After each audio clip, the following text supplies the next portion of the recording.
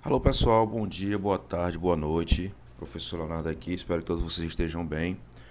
Nossa aula de administração de hoje, né? Seguindo aqui a nosso plano de disciplina, em que nós abordamos já a teoria, a administração científica, a teoria clássica, falando sobre Taylor e Fayol, falando também sobre Ford, né, o Fordismo. E hoje vamos falar sobre mais uma teoria, da início, na verdade, né? Vamos falar sobre a teoria burocrática. É a terceira escola que a gente vai ver sobre as teorias. Terceira teoria que a gente vai falar sobre das teorias de administração, ok? A teoria burocrática, ela é idealizada por esse rapazinho aqui chamado Max Weber. É a teoria chamada, é o idealizador, né, da chamada teoria da burocracia ou teoria burocrática. O que é burocracia? A burocracia é a forma de organização humana que se baseia em racionalidade. Tenho certeza que todos vocês já ouviram falar nessa palavra, né? Burocracia. Os pais de vocês devem não gostar muito disso, inclusive. Às vezes, quando a coisa ela é muito emperrada, ela é muito devagar, muito cheia de critérios, as pessoas falam, mas é cheio de burocracia, certo? A burocracia em si, o sentido dela de existir é bom, certo? A ideologia é muito boa. Ela serve, ela busca a organização, certo? Sempre prima pela organização, a organização do processo, a organização das pessoas, a organização da organização, etc. Então, é a forma de organização humana que se baseia em racionalidade. É uma teoria totalmente racional, voltada para a racionalidade, para planejamento. Trata-se da tentativa de formalizar e coordenar o comportamento humano por meio da autoridade racional legal para se atingir os objetivos legais. Lembra que eu falei o conceito de organização? Inclusive, é bom vocês se atentarem, porque na teoria burocrática a gente fala muito sobre organização também, né? Que é aquele conceito inicial que a gente teve, que a organização é um conjunto de pessoas unidas, trabalhando em conjunto em busca de um objetivo em comum. E aí ele fala aqui, ó, para atingir o objetivo da organização. E para o que é que ele faz para poder atingir esse objetivo? Ele usa de autoridade racional legal.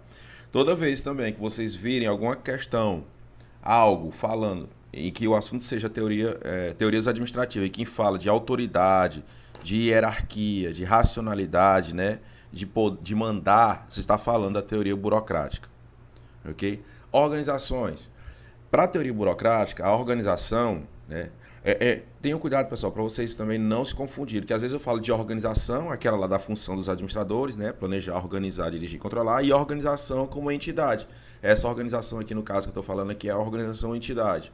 Né, que eu falei, ó, toda empresa é uma organização, mas nem toda organização é empresa. Então, na teoria burocrática, as organizações podem ser divididas em dois grupos sociais distintos. Toda organização, para a teoria burocrática, ela é composta por dois tipos de grupos sociais, que são os grupos primários e secundários. Esses grupos a gente vai falar mais detalhadamente em outra teoria, que inclusive eu acho que seja a próxima que a gente vai estudar depois dessa. Então, nesses grupos sociais, os primários, eles são também chamados de informais. Então, já entenda logo. Grupo primário é a mesma coisa de informal. E nesse grupo informal predominam mais o que? As relações pessoais. São todos vocês, todos nós estamos inseridos. Grupos de família, grupo de amigo, grupo de vizinho. A sala é um tipo, pode ser tido grupos de amigos de vocês da sala. É um exemplo de grupo primário ou informal, certo? E em muitos, as pessoas podem sair e entrar voluntariamente. Então, as pessoas entram e saem desses grupos sem nenhum tipo de critério, certo? Ele entra e sai quando quiser, certo? Essas são as características dos grupos primários ou informais. Os grupos sociais secundários, que são também chamados de grupos formais, certo? Aqui, ó, formais, até botar em negrito, pronto. Formais, têm as relações regidas por regulamentos explícitos. O que são regulamentos explícitos? Regulamentos que eu posso atender são normas, são leis, certo? Então eles são explícitos por quê? Porque eles são publicados. Por exemplo, todo tipo de lei que a gente respeita aqui no Brasil, ela tem que ser publicada, tem que atender ao princípio da publicidade, tem que ser conhecida por todos. Até porque senão não tem como cumprir. Então, No grupos formais, eles têm relações regidas, ou seja, a forma como esse grupo vai se relacionar já é ditada, já é regida, já é escrita em algum tipo de regulamento, lei. Todas as organizações formais são burocracias, são burocráticas, né? Todas as organizações formais são burocráticas. A palavra burocracia identifica as organizações que se baseiam em regulamentos. Então, lembrem sempre, toda vez que eu falar de burocracia, eu estou falando de lei, de norma, de regulamento. E a burocracia é um estágio da evolução das organizações. Exemplo, vocês são alunos do primeiro ano do curso técnico de administração do Instituto Federal do campus de Angical, certo? Para vocês fazerem parte dessa turma, vocês passaram por um processo seletivo. Depois de passar o processo seletivo, aí vocês foram aprovados, e aí necessitou-se que os pais de vocês, o responsável, fosse até o IF fazer a matrícula de vocês. Tudo isso é um procedimento burocrático. Ou seja, para vocês passarem a fazer parte do grupo de primeiro ano, do curso técnico em administração do campus Angical, do IF Campus Angical, vocês passaram por um processo burocrático, certo? Que foram fazer o teste seletivo, depois fazer a matrícula. Logo, esse grupo esse grupo, né, que vocês fazem parte, a sala, não é tipo, nem qualquer um que pode entrar. Qualquer pessoa, qualquer aluno que pode entrar. Primeiro tem que cumprir essa série de regramentos, de regras para poder entrar, certo? Então, a gente já tira daí que a sala em si, a sala escolar, a turma de vocês, é um grupo formal, certo? É um grupo social secundário, formal. Porém, contudo, entretanto, é normal que na sala de vocês existem grupos primários ou individuais. Esses grupos, eles são informais. Esses grupos, eles são o quê? São os grupos de amigos com que vocês mais se identificam, certo?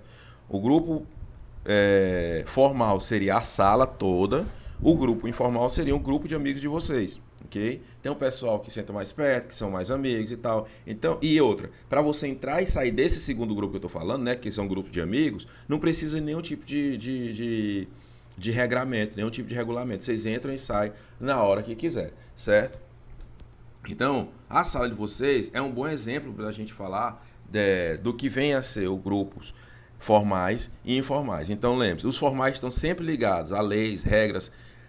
O grupo formal, todo grupo formal é uma burocracia, ok? E existe um regulamento que vai ditar as regras dentro desse grupo formal. O informal é totalmente alheio a qualquer tipo de regra, ou seja, não existe um regulamento, uma lei que determine como é que esse grupo informal vai surgir, vai proceder, ok?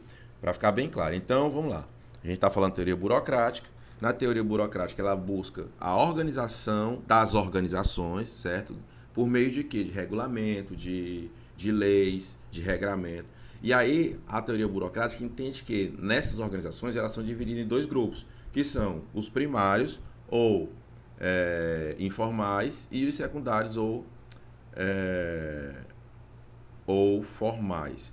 Pessoal, me desculpe, mas aqui está trocado. Na verdade, os primários são os formais e os secundários são os informais. Vou passar para vocês já corrigido, viu? É só para mudar aqui esse entendimento. Vou estar errado aqui os slides agora que eu vim identificar. Mas tudo bem. Mas aí, seguindo. Teoria burocrática e Max Weber. Esse caboclinho aqui, ó, tá aqui na foto, ele é o Max Weber. Weber foi um cientista que se dedicou a estudar as organizações formais na década de 1940.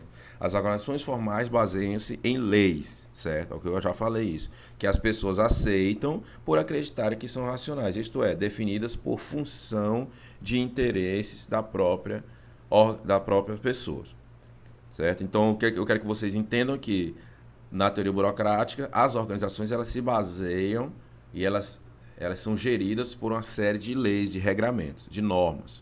Okay? Qualquer sociedade, organização ou grupo se baseia em leis racionais, é uma burocracia. Ou seja, nosso país, Brasil, é uma organização burocrática. O estado que nós estamos, o estado Piauí, é uma organização burocrática. A cidade, do campus, Angical é uma organização burocrática. Por quê? Porque é uma organização e ela se baseia em leis. Existe uma lei, por exemplo, que dita até os limites de cada cidade, como é que as pessoas devem que tipo de atitudes são permitidas dentro daquela cidade ou não, dentro do país, certo? E aí são nossas leis, por exemplo, elas ditam o que você não pode fazer, certo? Que são contra os princípios daquela organização. Isso são regramentos, são leis, estão inseridas dentro da organização, que no caso aqui é o Brasil. Então, isso torna o país, o Brasil, como uma organização burocrática. As organizações formais ou burocráticas apresentam 3 características principais. Então, vamos entender que as organizações formais ou burocráticas, são aquelas lá, apresentam 3 características principais: formalidade, impessoalidade e profissionalismo. Lembrem-se, organizações, quais são as características do grupos formais? Vocês lembram do macete? FIP, formal, impessoalidade, formalidade, impessoalidade e profissionalismo, certo? Olha aqui um exemplo aqui de burocracia, nessa tirinha. O cara tá falando, tipo um chefe, eu acho que é a secretária dele, tá falando assim: dona Tassiana, isso aqui tem mais de 10 anos. Pode jogar tudo fora, mas antes tira uma cópia de cada, por favor. Olha só, ele diz que esse papelado aqui é antiga e não vai precisar mais jogando fora. Mas o que é que ele... Olha a contradição, ele pede para a secretária tirar a cópia de cada um. Ora, bolas, para que se ele vai tirar a cópia, para que vai jogar fora então? Já fica com isso, certo? Muitas organizações, inclusive, tendem, a gente vai ver até mais à frente, que a burocracia, um dos pontos negativos dela é o entrave do processo, ou seja, as coisas que poderiam ser mais céleres, mais rápidas a acontecer, elas não acontecem justamente por conta da burocracia. A burocracia, ela não é ágil, ela pode ser eficiente quanto a como é que eu vou dizer? Pronto, ela pode ser eficiente quanto a determinar o processo de alguma atividade, né, da organização, mas em executar o processo, ela já é ruim. Por quê? Por que ela é boa em determinar o processo? Porque na burocracia preza-se que tudo seja regulamentado, ou seja, tudo vai estar escrito numa lei, numa norma, num regulamento, numa regra, certo? Se está tudo escrito, é muito mais fácil você conseguir desempenhar aquelas atividades, porque já diz lá, né? É o que você deve fazer, quanto tempo, para quem você se reporta. Por outro lado, isso torna o processo mais lento, ok? Porque a burocracia, ela defende que a organização seja toda dividida em níveis hierárquicos. Quando você tem nível hierárquico demais, você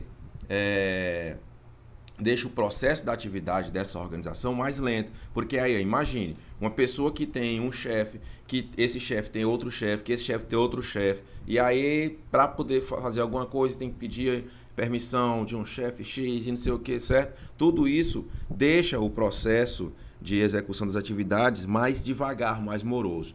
Então, isso é um ponto negativo da burocracia. Olha outro exemplo aqui, tem outra charge aqui falando sobre burocracia. Ó. O cara chega, ó, já é a 10ª vez que venho aqui, agora acredito que não falta mais nenhuma informação minha. Aí a mulher tá olhando, realmente parece que está tudo certo. Depois ela pega e fala, falta este dado, ainda não poderemos resolver esse problema. E parece que ela acha bom. Com certeza os pais de vocês, acredito até vocês também, já passaram por isso. Certo? Por exemplo, um órgão público, como o Detran, por exemplo, fazer a atualização dos dados ou pagar a licença do seu carro. É muita coisa. Você chega lá com série de documentos, aí precisa outro e tal. Ok? Olha só, essa questão de burocracia. Eu mesmo passei por um caso agora muito interessante. Eu dei entrada no meu no pedido de segunda via do meu diploma, né, que o meu extraviou. E eu fui lá eu sou formado pela UESP, então eu fui na UESP.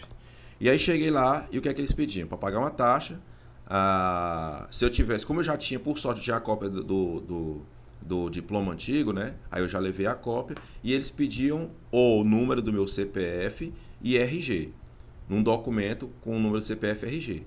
Eu levei a cópia da minha carteira de habilitação, que na cópia de habilitação tem lá o número, nome completo, nem é um documento com foto, é um documento oficial. O número do CPF está na minha habilitação e o número do RG está na minha habilitação. Pois eu entreguei lá, depois de um tempo eles me ligaram dizendo para eu voltar lá para entregar a cópia do RG mesmo. Vendo? Isso é um procedimento, isso é um exemplo de que o procedimento burocrático, que a burocracia, ela atrapalha o bom andamento das atividades. Aí eu tive que voltar lá na coisa para levar uma cópia do RG. Eu perguntei, mas por quê? Ela falou, não, mas é porque a regra é essa. Sem nenhum tipo de...